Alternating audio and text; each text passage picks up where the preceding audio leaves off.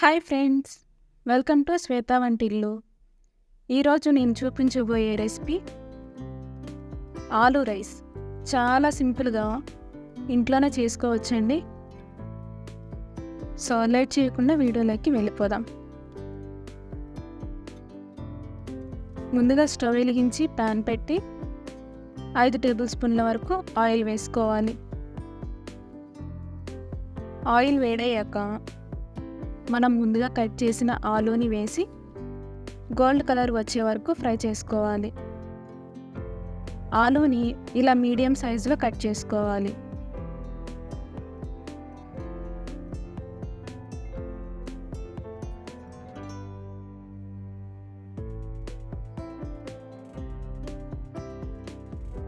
ఇలా ఫ్రై అయితే సరిపోతుంది.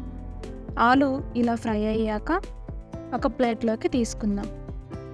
ఇప్పుడు అదే ప్యాన్లో 1 ఇంచు దాల్చిన చెక్క, 4-5 లవంగాలు, 2 మీడియం సైజు ఉల్లిపాయలను ఇలా కట్ చేసి వేసుకుందాం.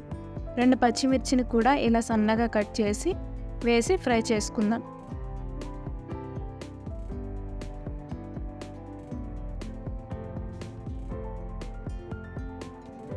ఉల్లిపాయలు ఇలా ఫ్రై అయ్యాక ఒక రెమ్మ కరివేపాకు వేసి ఫ్రై చేసుకుందాం.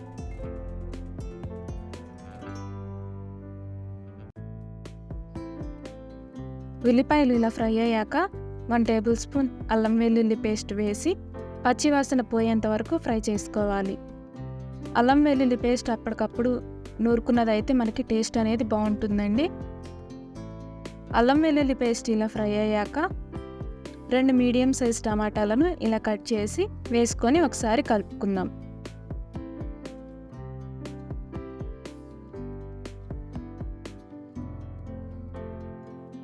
ఇప్పుడు 1.5 టేబుల్ స్పూన్ సాల్ట్ వేసి కలుపుకోవాలి.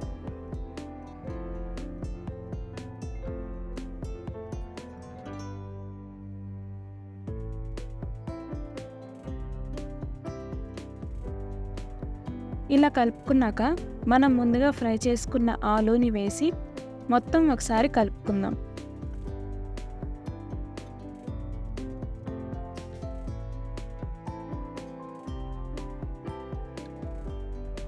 ఇలా మొత్తం ఒకసారి కలుపుకున్నాక 1 టేబుల్ స్పూన్ కారం, 1/2 టేబుల్ స్పూన్ ధనియాల పొడి, 1/2 టేబుల్ స్పూన్ గరం మసాలా వేసి మరోసారి కలుపుకోవాలి.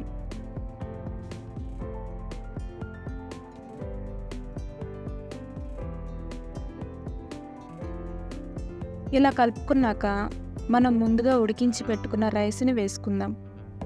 నేను ఇక్కడ 1.5 గ్లాస్ రైస్ను తీసుకున్నాను. ఇప్పుడు 1 టేబుల్ స్పూన్ మిరియాల పొడి, కొంచెం కొత్తిమీర, కొంచెం పుదీనా వేసి హై ఫ్లేమ్లో పెట్టి అడుగు నుంచి మొత్తం మిక్స్ అయ్యేలా కలుపుకోవాలి. హై ఫ్లేమ్లో పెట్టి మాత్రమే కలుపుకోవాలి.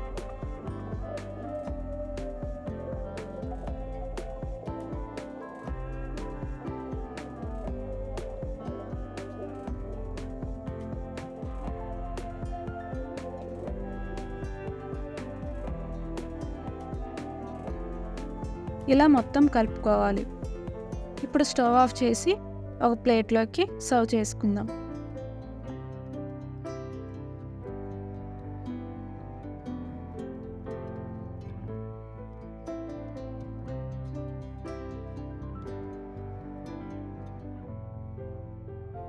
అంతే, ఎంతో టేస్టీగా ఉండే ఆలూ రైస్ రెడీ. ఈ వీడియో మీకు నచ్చినట్టయితే లైక్ చేసి, షేర్ చేసి, సబ్స్క్రైబ్ చేయండి.